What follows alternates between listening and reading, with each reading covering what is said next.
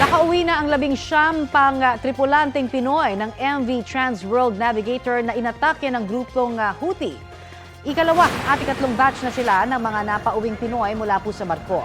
Sinalubong sila ng kanilang mga pamilya kasama ang ilang tauhan ng Department of Migrant Workers at Overseas Workers Welfare Administration. Binigyan sila ng kaukulang tulong ng pamahalaan. Noong nakaraang linggo nang atakihin ng grupong Houthi ang sinasakyan nilang barko sa Red Sea. Ligtas naman ang lahat ng ating kababayan, sabi ng DMW. Kapuso, para sa mga maiinit na balita, mag-subscribe sa GMA Integrated News sa YouTube. Sa mga kapuso naman abroad, subaybayan nyo kami sa GMA Pinoy TV at sa www.gmanews.tv.